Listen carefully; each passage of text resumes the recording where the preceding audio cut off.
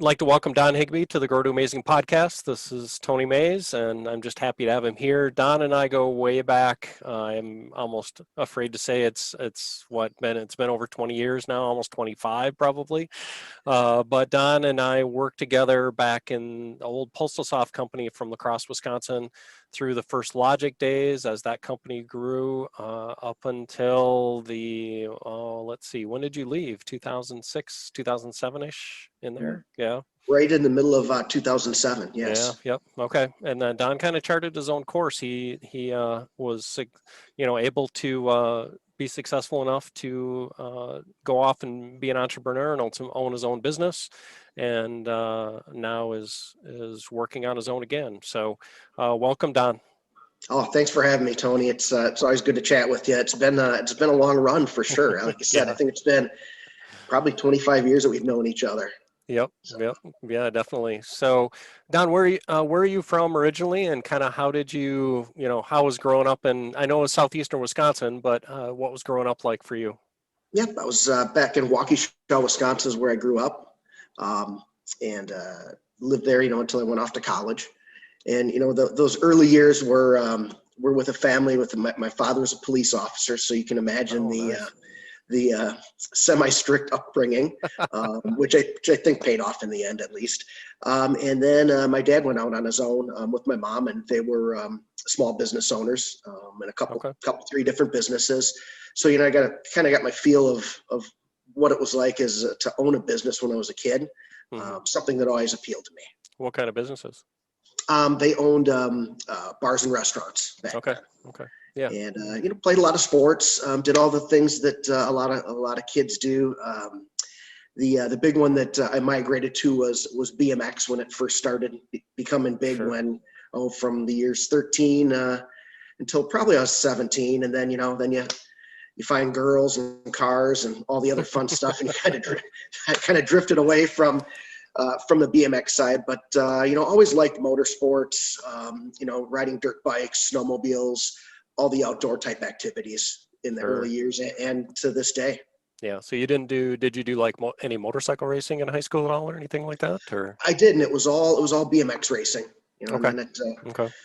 And then actually at the end there, I did a little bit of snowmobile racing when I was 18, 19, right before I went away to college. Because you could do that in Wisconsin back then, because we had all kinds of snow, back in the day.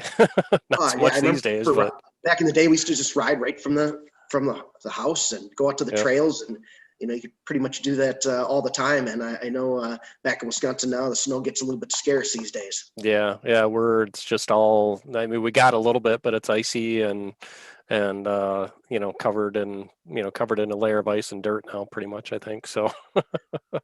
Even northern Wisconsin, we were looking at going on a trip with my father-in-law up north. He likes to go up there. We like to go up there, and there's nothing up there till Michigan, pretty much, even right now. So yeah, those are always good times heading up to that part of the woods there, right on the border of Michigan, and just a great time. A lot of good memories of doing that as well. Awesome, yeah. So your dad was definitely into the outdoor sports as well. Absolutely, and especially on the snowmobiling side of things, we always had snowmobiles. I just remember burning around on the grass back or on the snow at home until it was down to bare dirt. Yeah, and we'd always probably do 3 or 4 trips a year up north. Iron County, and then also up into Michigan. Into the UP. And so you did a little bit more off-trail type stuff up in Michigan? We did because you could ride on the state forest where you can go off-trail, and that. Okay, that kind of explains a lot for the Wyoming part, I think. Then we started, in Kieran, we started going out in Wyoming would have been 96, I believe it was. Okay. And then it just kind of took off from there. Okay. So did you meet Karen in high school, or was that a college? I was in college. First before that, why lacrosse? I mean, you could have gone anywhere for college probably, or close. I mean, were you a good student or decent student? I worked I think I worked for a year and a half or 2 years out of high school. It was probably, I think I probably had a 3.2 grade point average, but back then my interests honestly were in shop class was a big thing that shop class, automotive class, and I got through it fine. But then I just decided, well, I'm gonna work. I was making good money. And I just happened to go up and visit my brother who was attending Viterbo in Okay. Lacrosse. Oh, And gotcha. I Fell in love. literally I met my wife standing in a line at a Viterbo event out there in the courtyard back there. They used to have a big festival I think it was in April.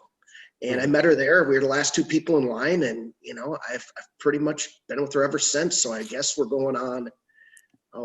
I should know this, but I think the math is probably 32, 33 years. So that would have been like around 1990-ish or something like that, or 80. It was, yes. Yeah. Okay. I met her in 1990, and then I got a late start at Winona State. Decided to go to Winona State and pushed through that quickly. I think I did the four-year human resource degree in 3 years. Okay. I thought you went to you didn't go to UW Lacrosse. You went to no. Everyone thought I went to Viterbo or UWL because I was there all the time seeing Karen. So it was I was rarely over at Winona State except Monday through Thursday to Gotcha. Okay. to do the classes. Back in the day when you could, go out to the bars Thursday, Friday, Saturday night or something like that. Oh, yes. And, sure did. I vaguely remember those days, I think, as well, but yeah. My goal was always to be done completely with everything but Thursday by noon. Yeah. So, Yep. Good memories. Yeah. And I remember my freshman year, I definitely couldn't do that. I had an 8 a.m. calculus class 5 days a week. So that sucked. But once you get a little bit older, then you can kind of move on to that type of thing. So, okay. So why HR? Why HR? You had to pick something? I had to pick something, but or was it the people thing? For the most part, I like people. So I was a people person, and I looked at that degree. They also had a general business admin degree there. And I just thought, if I did HR, it could get me into an organization and help me probably be a good entry spot to touch all pieces of an organization and eventually migrate into those. And that's what I did. Yeah. So I think it worked out really well. I think that degree to this day, I've been able to use it. Yeah, definitely running your own business and that kind of thing. And Yes. Yeah. So you graduated in when, 93 then? 92. 92? Okay. I think, yeah, 92. 92. Yeah. Mm-hmm. Okay. Where did you go after that? Or did you go right to Postal Soft then? Or No, I did an internship at ORC Industries. My last trimester, I just went and cold called on them and got a great internship in human resources. And that was a wonderful experience. I get to work with one of their main focuses is working with folks with disabilities. And that was certainly eye-opening and a very positive thing in my life to do that. And I migrated. It's almost humbling too, in a way, isn't it? I think to see the challenges the challenges they deal with on a day-to-day basis. So absolutely. It was a really good experience. Glad I got to do it. And I ended up running the production environment there for the production manager is what my full-time job was there after my internship. And I ran that until 96 is when I went over to Postal Soft. Okay.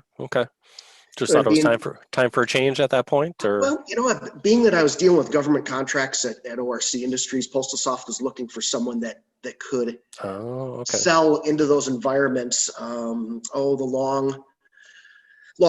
long sales cycles that those took. I did a lot of the contract work at ORC, and I visited with the customer quite a bit on a more on a production basis, but I knew how to get those deals. You knew what the contract looked like and things like that. Yeah. So Jim Gazowski asked me if I was interested in coming over. I had heard what Postal Soft was all about. I knew Jim pretty well, and he recruited me over there, and and the software, my software world took off from there. Yeah. So, I mean, I haven't talked yet a lot on the podcast about my history, but I was already at Postal Soft, I think it was August of 95 when I got there, and I was more on the commercial side doing software development then. So I don't think we really touched base since you were on the government side. I wasn't really, I was peripherally aware of it, I think, but we were so heads down back then in the late 90s was all the reclass stuff with the USPS and the company was growing like crazy. So, I think just the number of people we were adding on a weekly basis was was just ridiculous. So It was. I just remember coming in that front door and, every morning and taking a right-hand turn. I very rarely went to the left where you guys were over there. So we kind of had our own little area back there.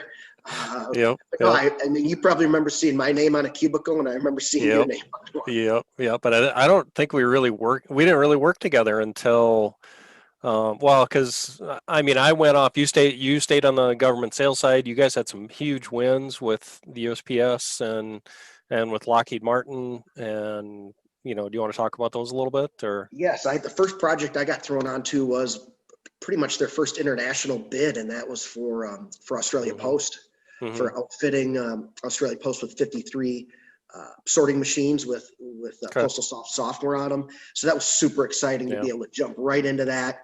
Mm-hmm. We got to go to down to Australia and do a verbal proposal to the Post, and Nice. I can still remember vividly to that day getting a call from Lockheed Martin, who was the prime contractor on that.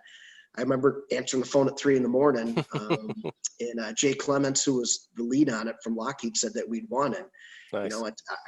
that's kind of my launching pad at Postal Soft. That's That's where awesome. things took off, and it just snowballed from there. And we kept getting bigger and bigger and bigger. And Did we already have like the USPS contracts by then for the we RCR and things did. like that? Okay, so we already We had a did. lot of the OCR pieces in place by then, so We did. which was good. So Doug Schmidt and the rest of the software development team were instrumental in.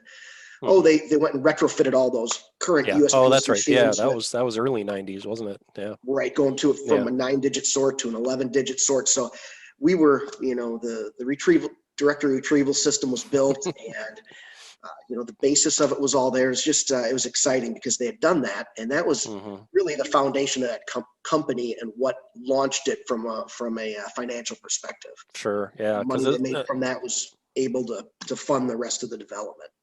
Definitely, yeah. Because I mean, back then, this was for everybody that's listening. Back in the '90s, the USPS, their sorting technology was kind of in its infancy, I think, and there was a huge amount of change and automation going on, and what you see today is a result of the 30 years of hard work that people have put in to put that automation in place, and our company was a small but pretty significant part of that back in the day. So that was awesome. And then things like the video coding stations where we actually have people keying at a desktop. I mean, that was new technology though that we had never done before, was it? No, I think the baseline for that, Tony, got started, and they did it for, they made that little letter Postal Software had that little letter LCM letter coding desk that was used to code mail in the commercial marketplace. And that was a significant part of the business back then. Yeah. So what was your biggest thing you learned from that whole process of going through that sales cycle? I mean, that had to have been a couple of years, I'm guessing, or at least a year and a half or something, somewhere around there. It was a good year. It was a solid year, start to finish. I would say the biggest thing was knowing the customer and having, Lockheed Martin did a textbook job of going there and understanding how the Australians worked, what the intricacies were, because it's absolutely different than the United States. And not trying to assume anything about their business or something like that. Correct. Yeah, absolutely. So I'd say that's the number one thing. And in following the plan that our partners, everyone on the team, that was going to provide the entire solution, having a plan, following it to a T, and not veering off of that. Tony, I think you remember we used to call those win strategies back in the day with Lockheed Martin, and they did a lot with that. And it's one of the biggest things I learned in my career was working with them out in New York, putting those proposals together. I learned a ton from that.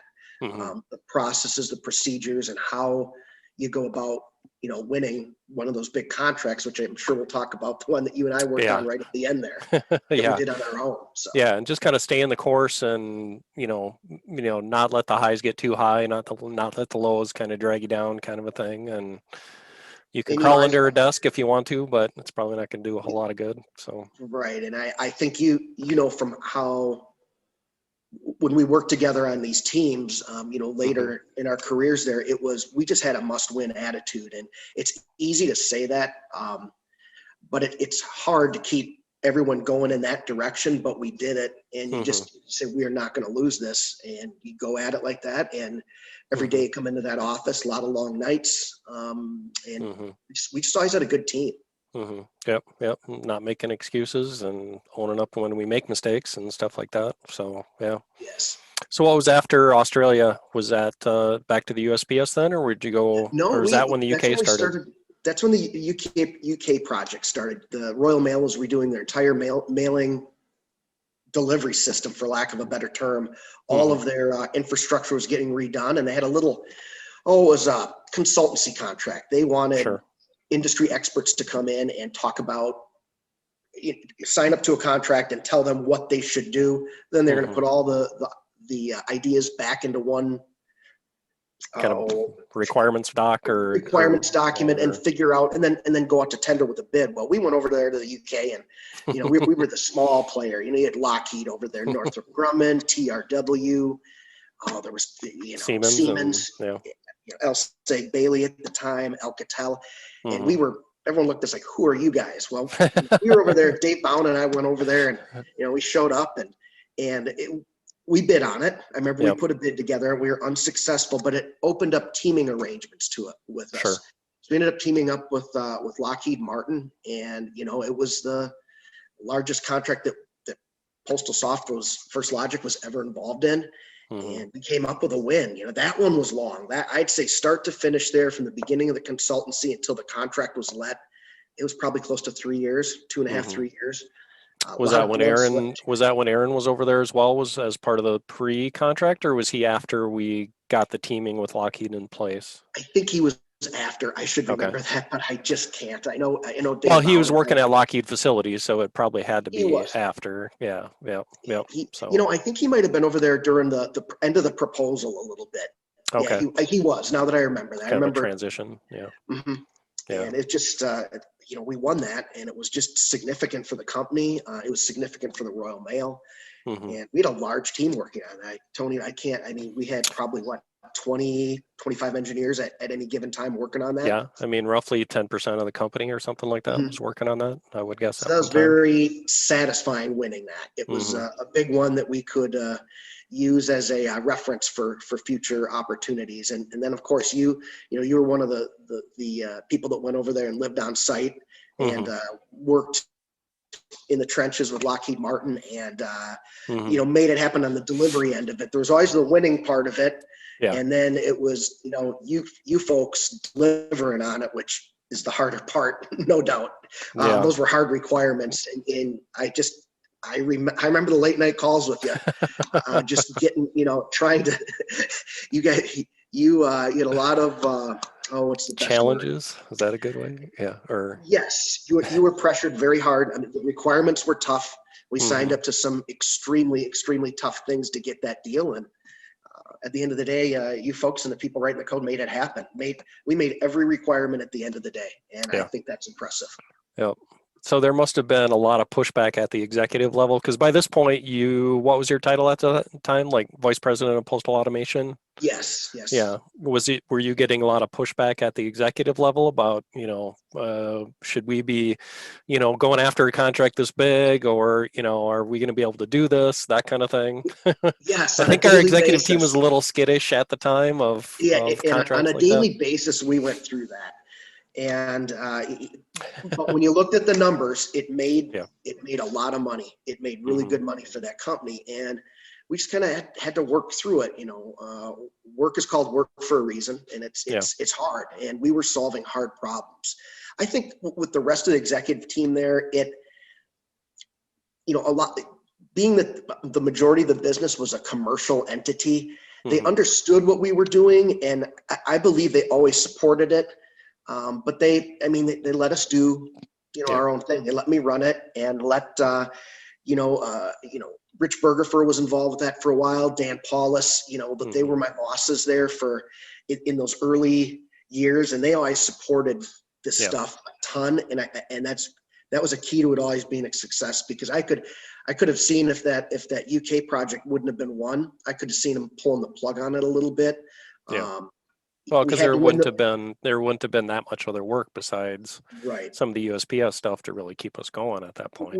We had to win the big ones. You know, when you're only bidding 2 or 3 a year, you better win one of them, or there's a problem.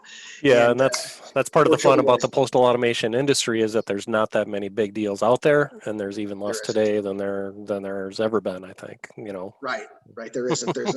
It's dwindled down quite a bit. I think the larger push at the upper levels was from our partners that we worked with. You know, we were a subcontractor on that to Lockheed Martin. I'm sure you vividly remember the calls that we had with them. And to this day, I know that you probably walked out of a lot of those teleconferences steaming mad, and I know I did as well. But I learned a lot from that, and I'm grateful to this day. Actually, the pressure that was put on us, I think, it made me a better person. I honestly believe that. Yeah, I learned a lot from that too. I mean, especially with having Russ Elliott on one side, who was the managing director of the UK, and Judy Marks, who was the what was her title? She was head of basically the postal for Lockheed at the time. She's now the CEO of Otis Elevator. You know, I saw that. Yes. Yeah, and I'll have to see if I can get her on to kind of take a trip in the Wayback Machine or something like that. But she probably does, I'm sure she doesn't remember me, but having them, when we're not meeting our requirements and holding my feet to the fire, and you guys on the phone. I mean, there's one thing to be on the phone, but there's one thing to be in the room with those people. And Tony, we'd hang up that phone, and I'd look over at Eric and Dave and the rest of the people that were in the room, and I'd say, geez, I hope Tony's all right. I said, he's over there in a meat grinder. I honestly, I'm chuckling a bit now, but we'd walk out of there sometimes just going, I hope he's going to be all right. I mean, so you're on the front lines. Sure. Well, I think it was definitely a good learning experience for me too, of how to, and it wasn't so much I wasn't doing development. I was a systems engineer, but it was a liaison role where you had to navigate the waters of corporate politics between the U.S. Lockheed guys on one hand and the U.K. guys on the other hand, and then you got Royal Mail, and their views, and it was a good exposure to that size of an environment, I think, as well. So yeah. Yeah, that was a large organization over there. Yep. It was. You guys had at any one time probably 150 people in that structure working. So. Yeah. Plus all the video coding people that we had to work with, and all the training, but it was still. I still think it's one of the best things I ever did was going over there. Even some of the personal aspects aside of that I'll go into later, but I mean, personally and professionally, I thought it was a great experience, and I love England and would go back there in a heartbeat if I could. So. Yep. Yeah. It was good. Many trips over there. It was. Yeah. You did. You were there probably a year? Yeah, I was there full time for a year, and then after that, stayed in a program management role. So I think the year after I came back, I went over there 9 times in a year, something like that. I flew 9 times and hit Delta's platinum level. So if that says anything, yeah. But so what came after? How. Personally, you had a family. We have kids I have an 18-year-old. Stephanie is 20, I think now. She just turned 20. Yes. Turned 20. Okay. So one child, and how are things going at the family side through all this? It was getting a little rough.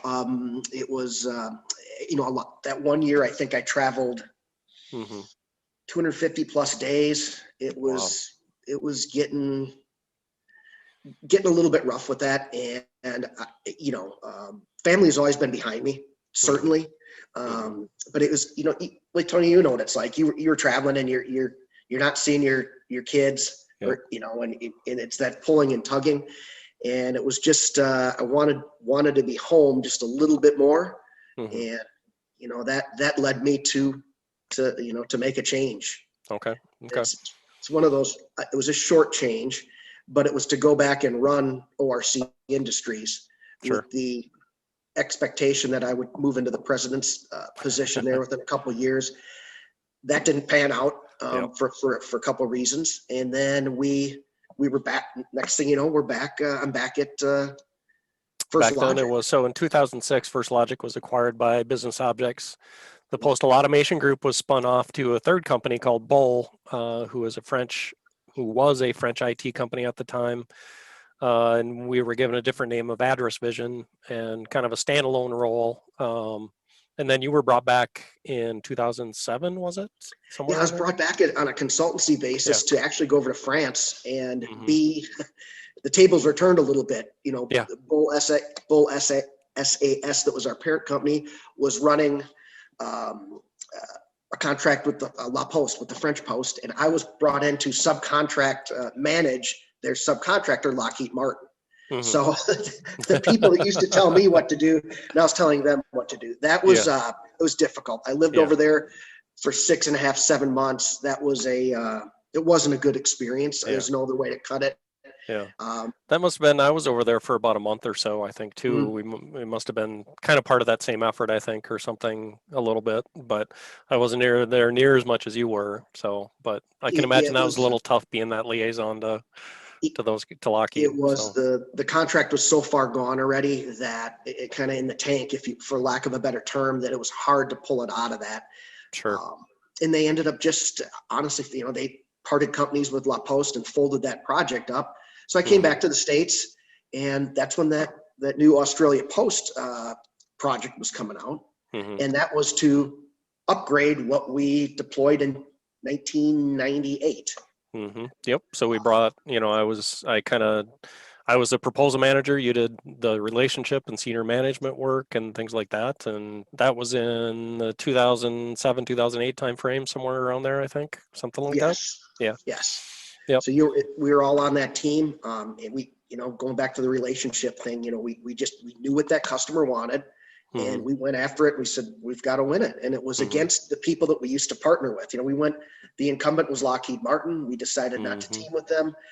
We figured we could do it on our own, you know, and to this day, they're still doing work on that contract. So Oh yeah. it Yeah. was I think that's the absolutely a one thing keeping success. them in business for the most part, probably. So. Yes. Oh, yep. That was a successful contract. Mhm. Yeah. What were some of the challenges on that one for you? I First think time. the biggest challenge was convincing the top brass back in France that we could pull this off. Mhm. You know, I remember them coming over 2 or 3 times for reviews on what we bid, and you know, challenging the numbers, Mhm. things of that nature. And I that was the harder sell was internally. Mhm. We knew what Lockheed Martin was going to go in there with and how they were going to work with the customer, and we knew what we needed to do to combat that, and we did to a T. I honestly don't feel that it was a close decision at all. I Mhm. think we walked away with that one because we knew exactly what they wanted, Yeah. how they Yep. wanted us to work with them. Mhm. Yep. Yep. And the fact that we had a bigger company backing us up too probably didn't hurt, but it was a relationship that you had built, and Pete and the other guys that Mhm. were, knew Australia very well and had good relationships down there. So. Right, and it's, you know, it's one of those, on any of these government deals, you know, they're very as you know, they're very structured Mhm. on the way the tenders have to go in. But if you're not in there a year in advance talking with them about this upcoming project, if you just receive the tender and bid it, you're probably not winning it. Mhm. 99% chance you're not going to win. Yep. And yeah, Pete was down there and knew what that customer wanted. Mhm. And you know, a lot of the same people were still there from 1996 when we won it, so they remembered me, and it was just a good all around The goodness of process. government employment, right? Something like that. Yes, So. yes, exactly. Exactly. So when did you depart Address Vision? Was it right after or was that the It 2008, was right 9? after Yeah, we won. I just figured at that point, Tony, that was kind of my you're done, swan kind of. song. I didn't Hmm. see, I always need something to keep pushing after and keep driving after. And I figure after we won that big one, that was a good exit plan at that point. Time Okay. to go, and time to go do something on my own. You know, we kind of Hmm. talked briefly about the family piece. It Hmm. was, didn't really want to travel anymore. Yep. And it was just time to, Did you want to be a little more in control of your own destiny too? Maybe a little bit. Was that part of it? I did, Yeah. you know, and Bull SAS still owns that company to this day. I never knew never knew how committed they would be to it. Obviously they were. Mm-hmm. And the reporting into France, the back and forth like that. Again, I learned some things. I had a great boss. Luc Saint-Genet was a great boss to report into. Learned a lot from him. But their executive team would move around almost on a monthly basis. Yeah. So my boss was going to change, and I'm like, I just think it's time to move along and go do something different. Yeah. So at this point, this was the Wyoming move then, right? Mm-hmm. Yeah. Yeah. I remember it, to this day. I literally woke up one morning when we were living out there in Medora, Wisconsin, and I looked at my wife. I just said, let's go do something that we want to do for real. There's no reason crazy, maybe something like that. Yeah. Yeah. There's no reason we can't go do something we love. Mm-hmm. She goes, well, what are you thinking? I said, well, I want to buy my own business. I said, let's buy our own business and do something. Well, what do we like? Well, we kind of always liked the food and beverage industry a little bit, but really didn't want retail. Mm-hmm. And I looked at a couple of things that were some distributorships and things that were in the Lacrosse area.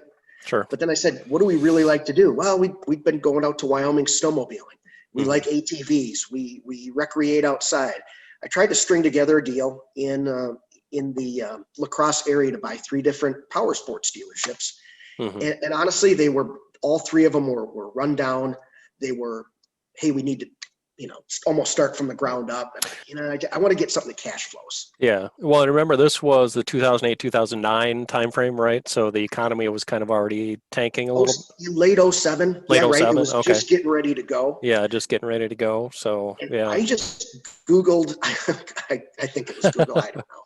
I Googled Western States power sports dealerships for sale, and this listing comes up. Couldn't get any information.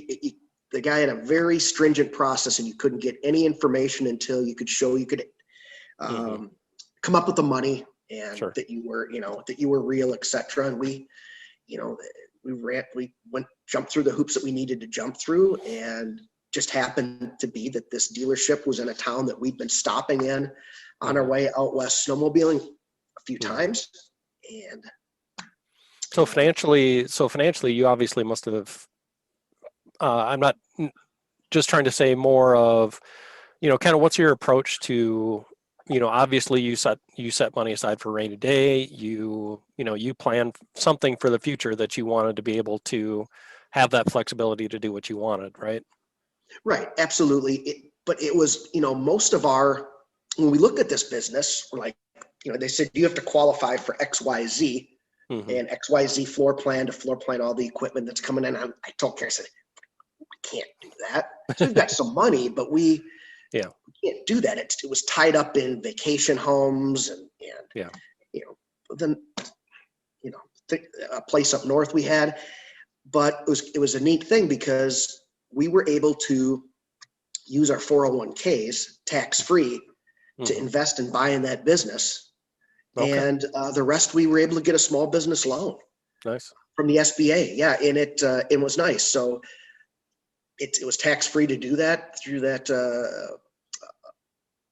rule that the government had. And we were able we bit off a lot, though. I tell you what, when we were signing those final documents, Tony, you almost get sick to your stomach. Yeah. Yeah. And then of course, you look at each other and say, are you sure? Are you sure? And then of course, as you said, the economy tanked right after that. Yeah, so that's a good time to be a power sports distributor, and I look back on it now and I don't know. I don't think Karen told me what was in the checkbook much. I was focused on sales and the front end of the store and the employees, and she took care of paying the bills. Yeah. So Karen, so Karen, she had worked at Ultra Credit Union for a long time as one of their executive team, right? For about 20 years she was there. And then she came over and did all your accounting and things like that and bookkeeping and Yeah, it was a challenge working together to begin with, but it's something that I've certainly enjoyed over the years, but it took a couple of years. Yeah. You know her pretty well and you know how I am, and we're kind of opposite, but I think it's a good mix. She's kind of the voice of reason and looks at the money, and we just always I just tell me if I need to do something different. Mm-hmm. Out on the front end of the store. And she rarely had to, because she knew we were always on the gas and we were always pushing for those sales. But boy, and then in 08, we're heavily relying on the energy industry, Mm-hmm. oil and gas out in Wyoming. And when that economy took a hit, we also took a hit, but not quite as bad as the rest of you folks did and throughout the rest of the country. Really? Okay. The oil price cratered, but it was still profitable to drill and do Mm-hmm. those things. So we made it through it, but it did slow down. I remember some really lean months Mm-hmm. there. Sure. How many people did you have working for you at the dealership? Did you have just the one dealership then, or did you We pick up just had the both of one at them? that time. We had just bought it. Yeah. And we had 17, I want to Okay. say. Okay. And we had to do a small layoff. And I think, if my memory serves me correctly, is the only time we had to do it. I want to say 3 people. Okay. Uh, Which is tough when probably you should know have everybody, obviously. So, but it probably should have done, in hindsight, from a true money perspective, probably should have laid off some more. mm-hmm. But we wanted to keep that skill set there. Mm-hmm. Employees are hard to find, and especially good ones. We had a great team. So I think the end game, I can look in the mirror and I think I did the right thing. Sure. Maybe not the right textbook business thing, but I think I did the right thing.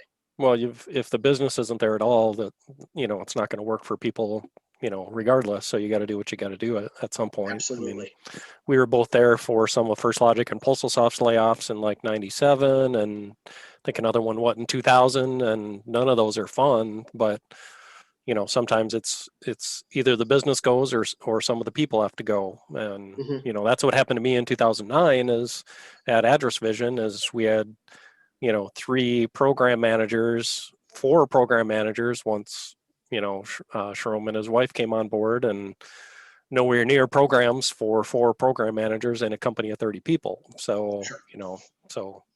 But I can't say it was a bad decision now, because it's kind of got me to where I am today. So I can't complain too much. But so this whole time you were also, I remember seeing pictures of your daughter Stephanie with a trophy taller than her from 4-wheeler racing and things like that. You Mm-hmm. were doing that already this whole time also?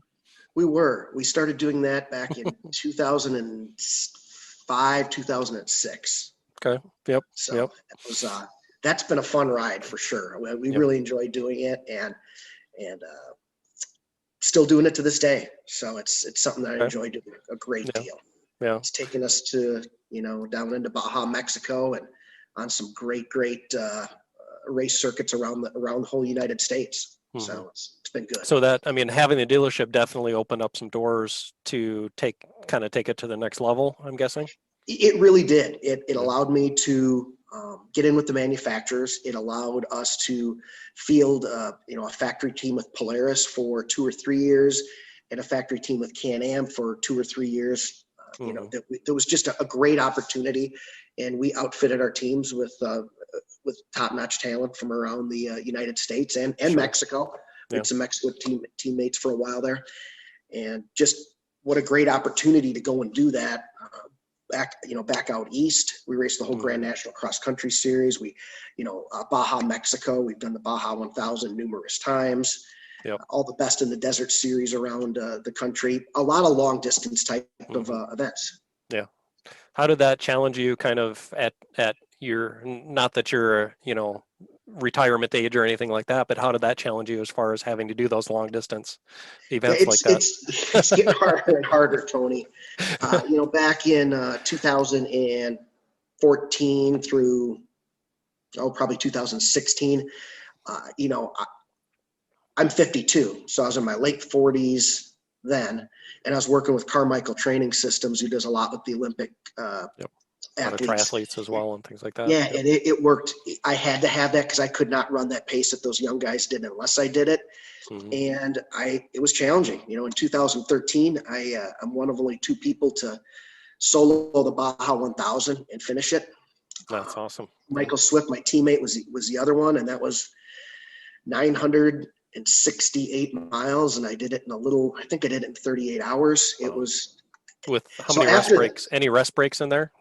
Yeah. Oh, yeah. That going into that second day, you're in survival mode. You're not really racing. You're just trying to finish. And I did. I Keep think all the four one. wheels somewhat on the ground, kind of thing. Yeah, the one evening I think I sat in a van and it actually had rained and I got all wet and I sat in a van and changed my clothes and I might have, I probably shut it down for a half hour, but that was it. Yeah.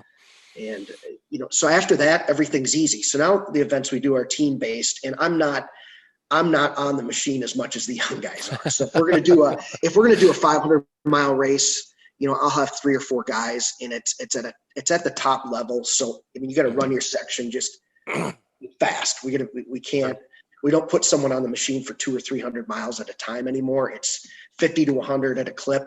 So I'll run a couple of 50-mile sections in a 500-mile race. And then I let some of the younger guys push the pace a bit. Set aside your ego a little bit and I mean, you just get to that point. You can't, no matter what I do now, I can't run that pace. I really don't want to move back into like an age group type category. We like to run at the top level.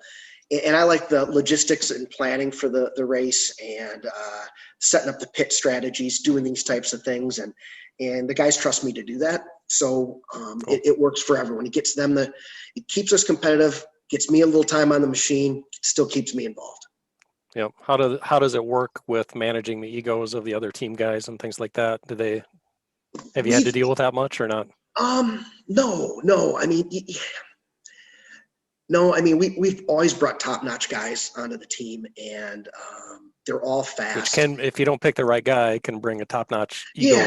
We've always had pretty good travels. The traveling and being around 6 guys six of us who think we're the best. that can get challenging, but we just prod each other a little bit. And, at the end of the day, our goal always is we always try to remember to say a little prayer at the beginning before we take off the start line. And it's just, let's get home safe to our families, because we're doing stuff out there that, we're right on the edge with stuff. You're running something that weighs 1,000 pounds and you're going through the desert at 90 miles an hour. Yeah. We're kind of on the ragged edge with that. So it's, and it's a course. I mean, there's a track to an extent, right? But not, it's not like it's, paved or flat or anything like that most of the time, right? No, down in Baja, it's super rough and it's not well marked. We've got a GPS. Get lost once in a while, unfortunately. In the States, it's a lot of the Bureau of Land Management fire roads, as you would call them in Wisconsin. Sure. So there's, if we're doing a race from Vegas to Reno, a 500-mile one-day type thing, you've probably got 30 to 40% of it that's, wide open on those types of roads. And the rest of it's pretty rugged. You get some washouts. You get a lot of stuff that comes up on you, cross ruts. You'll be going 90 and then you're like, uh-oh, I see that up ahead. I'm not going to make it over it. And you got to lock it up and do 20 over the top of that obstacle. So. What's the biggest, have you had any injuries or any big crashes out of it that people have told you about afterwards that you can't remember? Yeah, I absolutely have. I've hit the ground and that's what set me back. For about a year. I just had a lot of concussions. I've had 4 that I would say fairly, where my helmet was cracked. Wow. Have not broke a bone, luckily, but hit the head hard, ejected off the machine going fast, I'd say 4 times. Okay. Luckily, I remember you telling me once when you were trying to dive for the hole on the first corner and your wheels touched another racer or something like that, and then you woke up, a while later. Trying to remember what was going on. But yeah, I remember that. That was down in Arkansas, and that was a rough one because I was just down there with my daughter Stephanie. That was back like in 05 or 06, and we locked wheels probably doing 80. And boy, I hardly remember that drive back from Missouri back up to Lacrosse area. It was just that was scary. So I watch that now. We still press hard, but tune it back a little bit. It can be the other reason to bring in the young guys too, is let them take that risk a little bit, and you've kind of done your time. And I try to work more on reading the terrain and picking my lines and making all smart moves during my section 100%, and that can still keep me up there in speed versus just pinning it wide open. So just try to ride a little smarter. Yep. So you had started with the one dealership, brought on a second dealership in what year? in 2009, we had the opportunity to buy one that was 130 miles away up in Gillette, Wyoming. Mm-hmm. So, in terms of Wyoming and the landscape, that's close. It was actually I think the next closest dealership to us or something of that nature. So we were able to buy into that one, spur of the moment, last minute thing. That dealership was going under like the next week. Yeah. So we cut a deal to take over their liabilities and get into that. Mm-hmm. And, my plan, Tony, was I'm going to run it like we're running our dealership in Casper because we're the best in the state. We're the best in the region on how we run that. So we figured we'll just move all the processes and our mindset up there. And boy, what a change. I did not know that demographic and that geographic area differed that much from how Casper, Wyoming was. Just so what's the big difference? What's the difference between the two? Very young customer base, not as much ranching community. Everyone pretty much, the big industry there is the coal mine. So you got a lot of young, let's call it 25 to 30-year-olds making great money living up there. And, the consultative selling that we would do at our store in Casper, up there it was more, hey, what's your best price? Put it in the back of my pickup truck and I'm out of here. I got to go. I'm going riding today. That's their attitude. And both are positive. I love that store up there.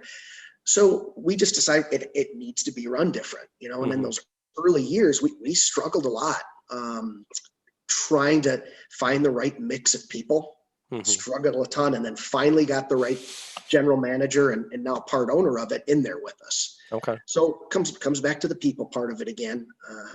After the first couple of years, I would have given that place away, I think. And I'm glad we stuck with it because we still own it to this day. Awesome. Yeah. So the Casper one you have sold off, but the Gillette one you're still holding on to for now anyway? So. Yes, we had the opportunity 2 years ago to sell it to our general manager and another local gentleman.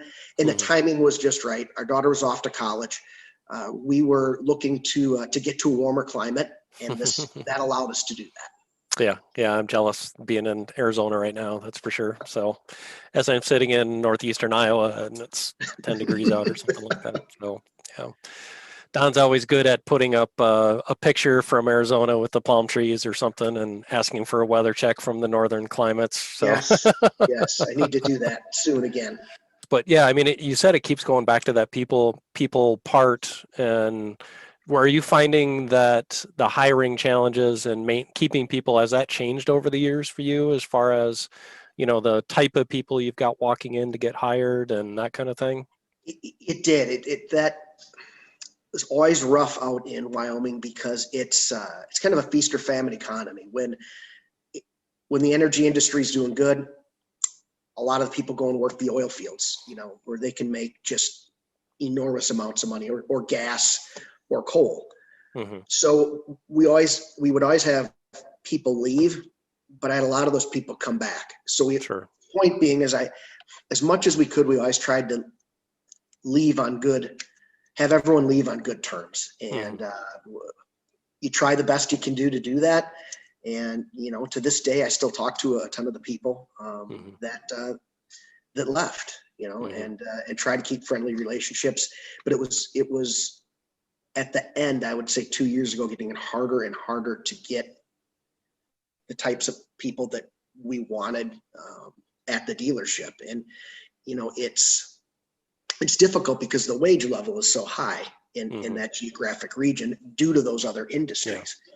You can't just take that and move that into a retail environment like that. I think it's a big misnomer in the power sports and, let's say, automobile industry. I think people see all that neat equipment sitting there and they think it's just a gold mine. You can certainly make a good living, and we did, but it's truly a game of pennies to make it in that. Yeah. So I remember you had told me a story once about some guy trying to get a discount because they were going to pay cash or something like that versus financing it or whatever. I mean, did you get a lot of that, of people trying to, Always. Nickel and dime you to death all the time? It's interesting. It's one of my favorite sayings, Tony. They say, well, I'll pay you cash. And I'm like, versus what? I don't understand what you're talking about. I think they think you own all that stuff there. Someone gave it to you for free, and you're just going to take that $10,000 and stuff it in your pocket. You can't do that. I mean, you've got to pay off that piece of equipment. And so I know you and I have chuckled about that in the past. Like, I don't care if you finance or give me money. It's the same exact thing. So what's changed over the last 10 years business wise for you with the dealerships? I mean, have the industry relationships changed or anything like that? The equipment? We're partnered with the greatest OEMs. I believe I think I handpicked the best ones. They're truly market leaders in everything. You said Can-Am and Polaris? Can-Am and Polaris, and then we had Malibu boats, Chaparral boats, Ranger boats. Those are all market leaders. Yep. At my dealership now, I have Polaris and then KTM motorcycles, which is industry leading. Mm-hmm. I think the biggest thing would have to, I want this to come out the right Put you on the spot. I'd have to say people's expectations have risen to a point of unreasonableness. Some people in a retail customer environment, and I think that social media has done being that that's an outlet for them to voice their disconcern of a company, you know, be it a Google review or be it a something on Facebook. I think that's one of the biggest challenges that was facing in the retail environment. The good old days of someone just coming in and saying, "Hey, Don, I'm not happy with this. We need to make this right." You know, that's how I was born and raised, and that's how I deal with people, is face to face. And that doesn't happen much anymore. No, you'll get a text message from somebody that, "Hey, I'm not happy." Right, or you'll get you'll check someone out from a transaction, and hey, you'll shake their hand, and 5 minutes later, you've got a bad Google review. It was getting hard for me to grasp that a little bit, and I guess it's just something, you know, as that'll evolve as well to where I don't know. Do you think their expectations for like price and service and things like that have gotten more unreasonable over the years, like expecting bigger discounts, or, you know, that no matter what price you give them, it's never good enough kind of a thing? I do. You know, we're in a tough industry, being that again, everyone assumes that, I'll use automobile, power sports, that there's these, like I said, these whopping margins. You're just printing money behind the scenes or something like that. It's not like right? that at all. So everyone constantly asking for a discount, you got to be careful you don't turn your dealership strictly into a volume dealership, you know, but there's an argument to be made for that too. Skinny down the amount of people and just blow the machines out the door, not offer much service. There's been dealerships that have done that. We have not. Still want to stay in close with the customers. But, you know, on the flip side, you know, 99% of the transactions are really good. And there's a good happiness feeling when you go home each day and you say, "Boy, it was great seeing this family come in and leave with this new Malibu boat. I look forward to seeing them at the lake this weekend."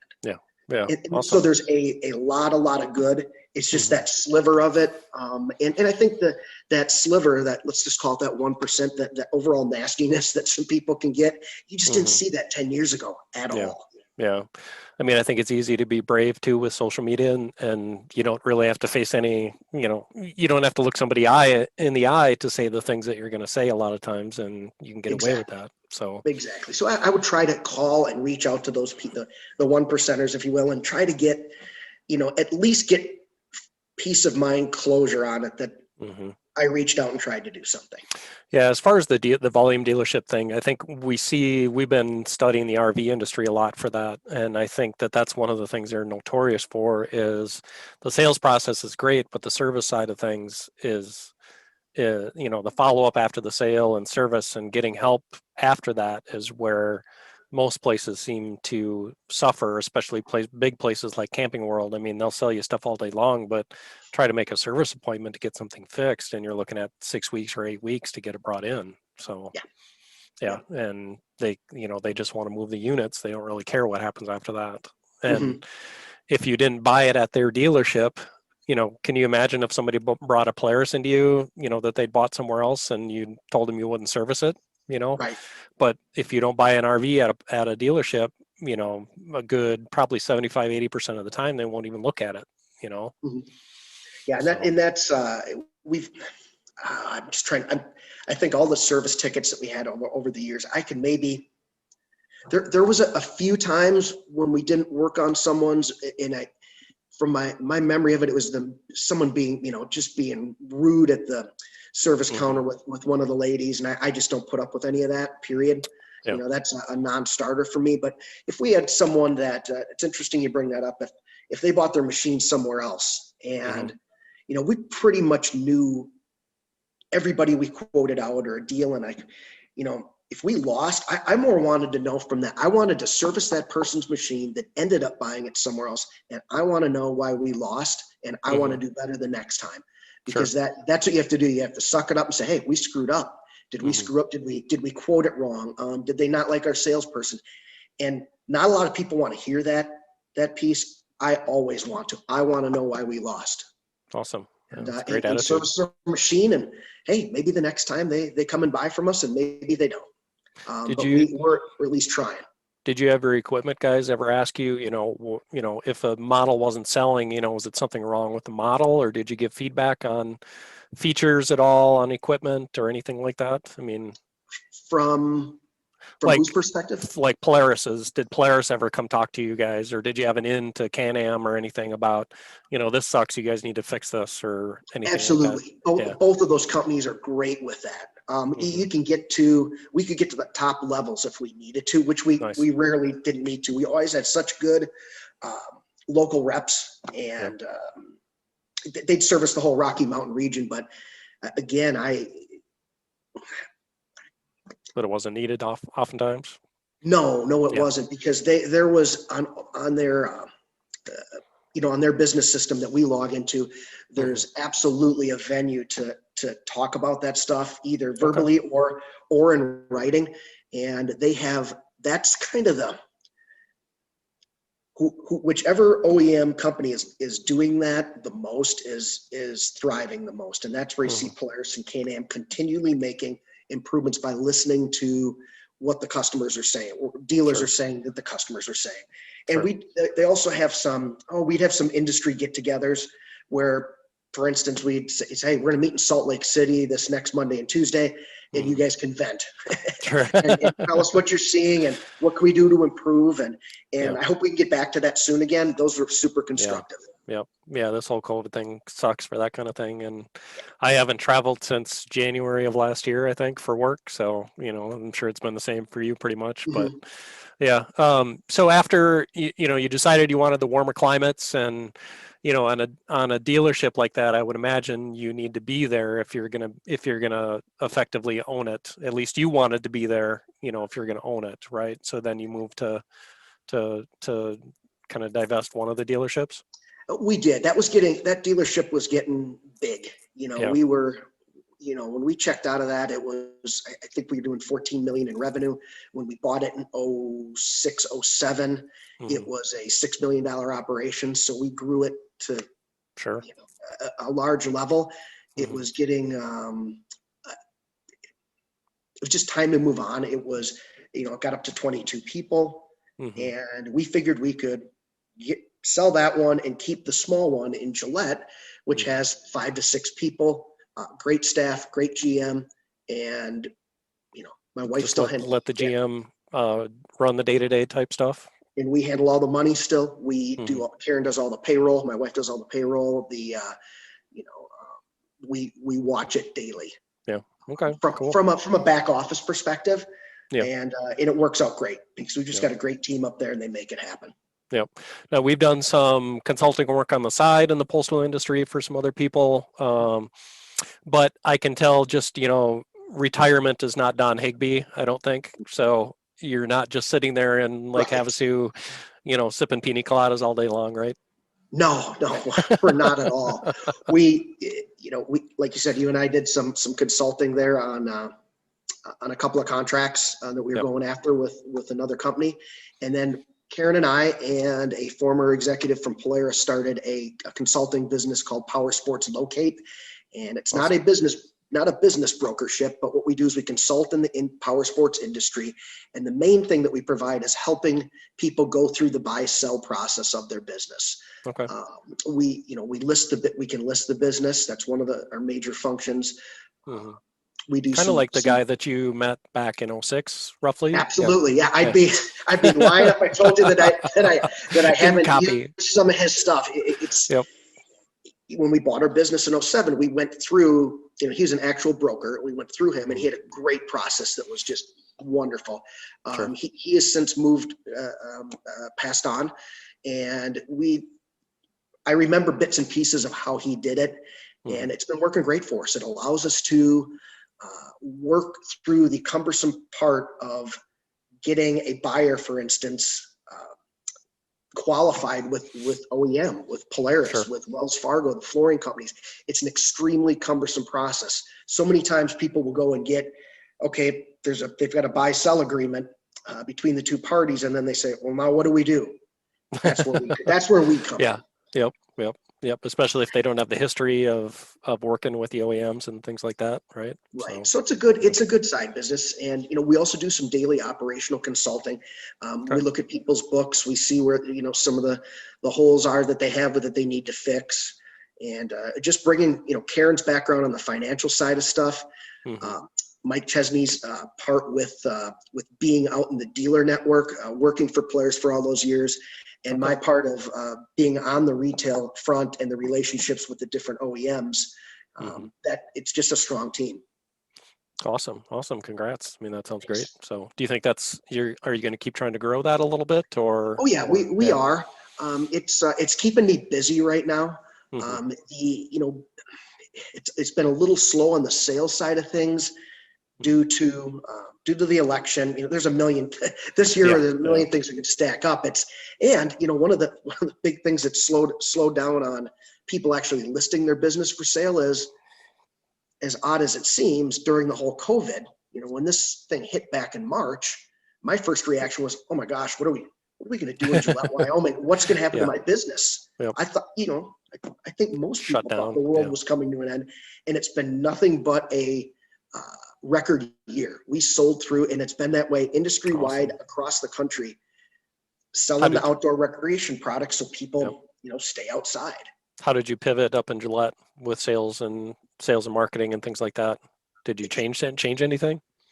We literally, everything sold out. So come October, it would have been September, where I typically have 1.7 million of product on the floor. I had 198,000. So we ran out, and we came up a little short this year, but that was, just a little, but it was simply from not having product. Sure. But if you got rid of these last 2 months of the year, we had a record year. Yeah. And I saw that too on the, hate to keep going back to the RV side, but the same thing happened there, is that all their manufacturing got shut down, for a couple months there, March, April, and that's like prime, and it has to be for you guys too, is prime production season for the summer, and for fall even, you got to fill that pipeline, and parts coming over from overseas, that all dried up, and so we went to an RV dealership, one of the biggest ones in Iowa. They normally, I think we were there in August, and they would normally have a 50-acre lot full of RVs, and they probably had 20 units in stock or something like that. And they're like, oh, and by October we're going to have 200 units here or something like that. I'm like, well, okay.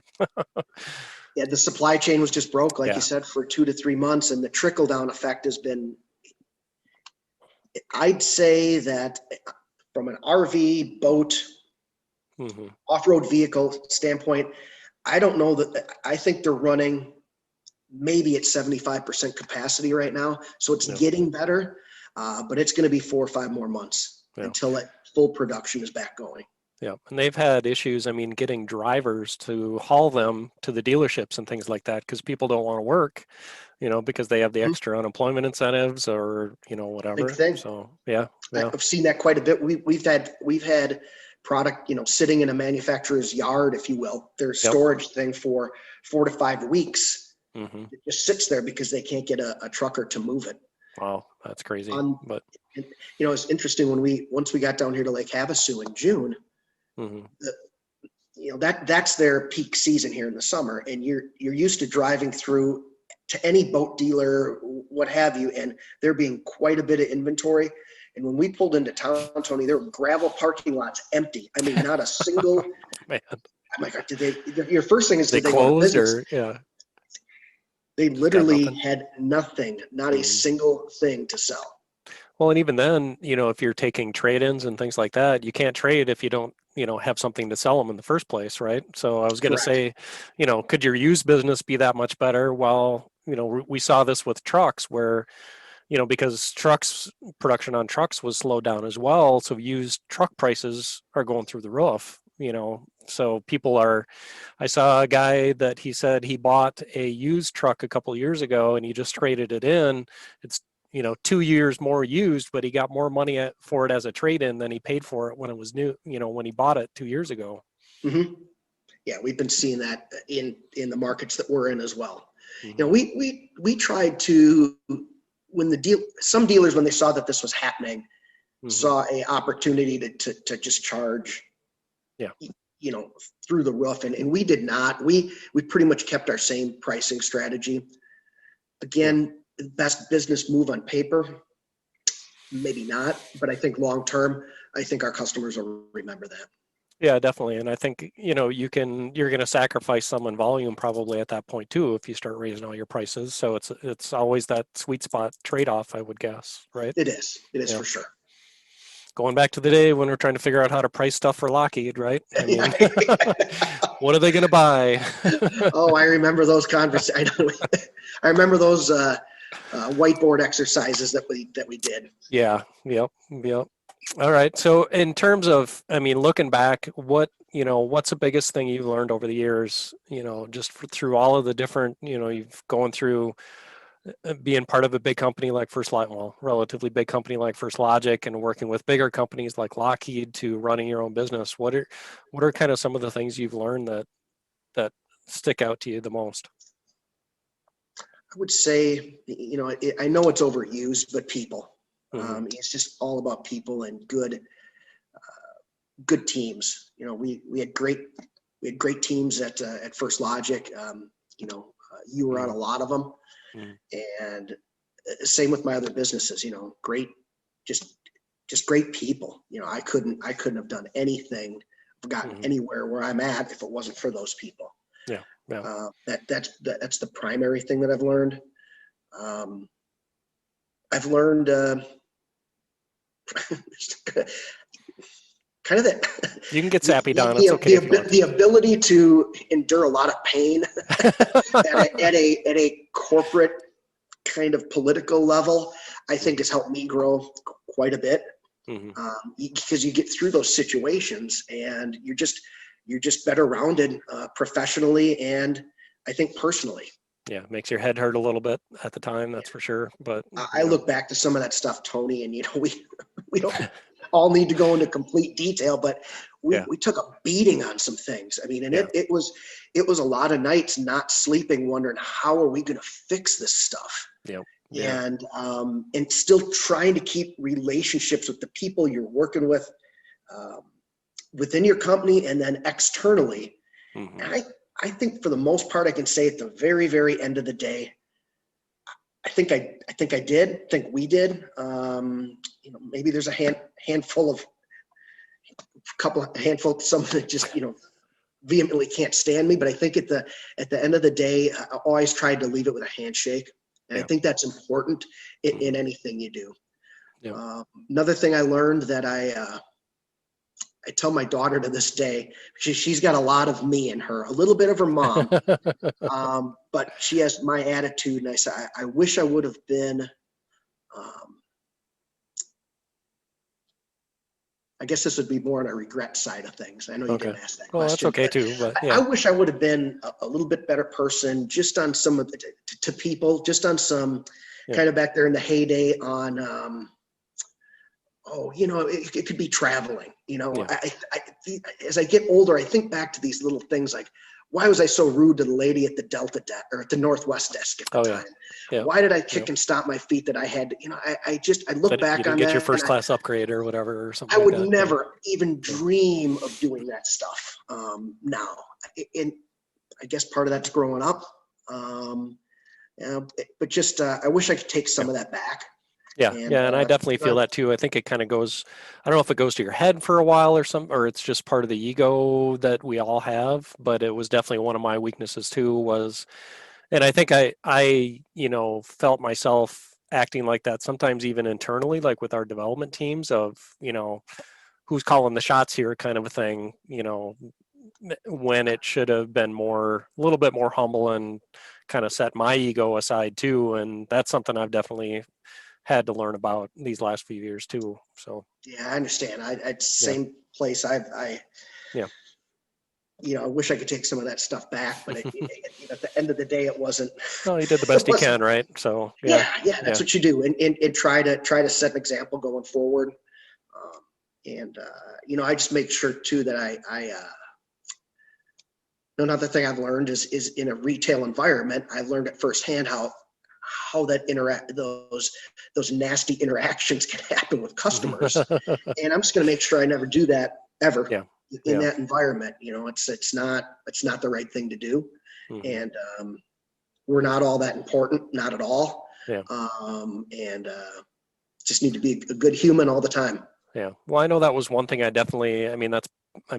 of the main reasons we're still friends and that I had you on here and always enjoyed working for you was you did take care of your people though, I think. And even if you didn't necessarily get along with everybody, nobody gets along with everybody, but you took care of your people and, especially me when I was out on a lifeline in England on my own and, you guys did everything you could to help me out Tony, I appreciate you saying that a lot. From my early days there, I learned a lot of that from, Rich Berger always took really good care of me. Dan Paulus did. I reported to him. And I just always, that set a good tone for me. And I always wanted to fulfill that with the team for sure. Yeah, definitely going to try and get Dan on here. He's the CEO of a company now out in New Jersey, I think, or something like that. Rhode Island. Rhode Island. Okay. He's had some great career stuff happen. Still talk to him pretty much every couple of weeks. We chat and great. So awesome. Any parting thoughts, I guess, and kind of wrap it up, I guess. No, I appreciate being on here, Tony. This was really fun. It's good that we've been able to stay in touch over the years. Yeah, definitely. And it's been a fun ride. And I'm just grateful for everyone that has been around me during my career, including my family. Because without that, that's what you do it for, right? That's everything. Absolutely. And I just, on to the next adventure here. I feel I've got a few good years left in me, and I just can't sit still. That's sorry. I guess maybe I can't stop just yet. But what do you and Karen do for fun now? We love the water, so we go boating quite a bit. My racing stuff's kicking back up here in a couple of weeks, so we'll go and do that. We want to, the traveling thing, we've done so much of it. It's kind of odd now that we're down here in this environment. And we've got a lot of friends. Oh, let's go to Mexico here in February. We really don't feel like going because everything we want is right here. That'll change. We would like to get over to, once all the restriction stuff is done, we do want to make like an Ireland trip. That's still on our bucket list. All those trips I made to the UK, I never stopped over there. So we do want to get back to that side of the pond and see some things. Well, and Karen never really got to go there with you, right? So she never did. And, I should have taken advantage because Eric and the others, they always said, take your wife. I always wanted to get over there and get the heck out of there and get back home. Well, and she had a career too at the time too. She did. Plus your daughter and those kind of things. We'd like to take in kind of some bucket list trips. We want to go see a Formula One race. Always wanted to do that, preferably overseas. And the Isle of Man TT motorcycle race, that's on our bucket list. So some fun things to go to. You could get you back to Melbourne or something because they do that Formula One race down there, right downtown. Yep, that's always the kickoff one of the year. Yep. Yep.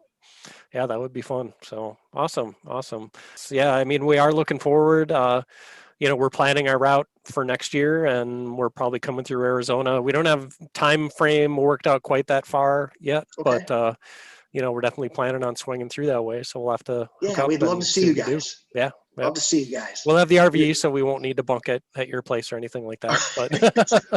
But you're going to be on a great adventure. I can't wait to yeah, track it and see everything you're doing. yeah, It's really awesome. good stuff. Yeah, thanks for stopping by. So, all Well, right. you got it, Tony. Thanks a ton. Thanks Yep. for having me. And Don has departed the building / Zoom call. Welcome to COVID times, people. Actually, I was so grateful to have Don on here today. Don and his wife Karen live down in the Lake Havasu, Arizona area, and uh, it was an absolute pleasure to work with and for Don for many years. And like I said in the podcast, he did a great job of taking care of his people and really caring about the job and about what we were trying to do as a company, as well as being good to his people and taking care of his people. And I think that that's something that he's continued as he's gone on to be an entrepreneur and moved on in the world beyond the time that we had together at the old First Logic company. Some of the takeaways that I took out of the call with Don was just his desire to uh, kind of just really win, but not at the expense of doing the right thing. So, I mean, we had some high stress environments back in the day in the software world. I'm sure he's had the same thing in the dealership.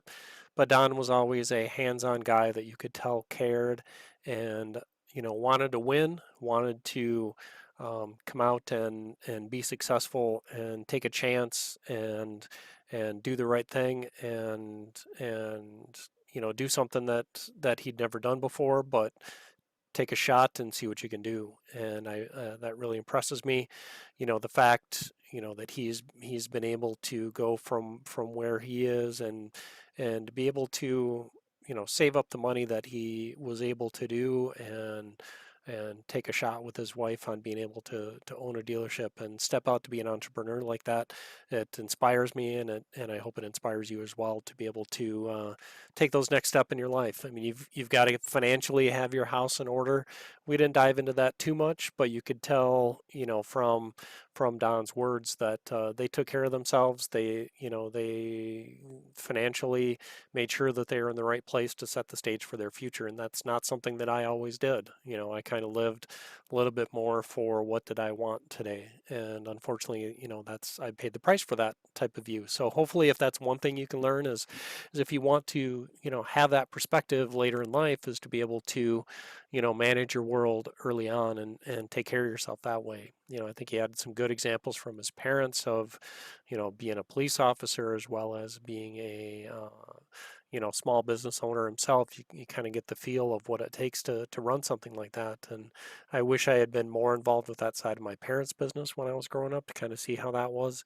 I got to see some of the struggles, but some of the day-to-day activities I wasn't necessarily involved with, and I wish I would have been more at the time. So if there's one thing I'd like to challenge everybody with or have a thought with is, if you think entrepreneur is something for you or starting your own business, don't necessarily wait. Start today to brainstorm ideas and write down a top 10 list of things you think you'd like to do and do that for a few days of brainstorming and from different perspectives of what do I need to do to get my life today in order, or what do I need to do to make tomorrow a better place for my family so that we can get closer to our goals. And if you're married, if you've got kids, you can't just do that in isolation. It can't be just what do I want. It's what is our family, what's the family going, what's this going to look like for them, and what is your wife or your husband or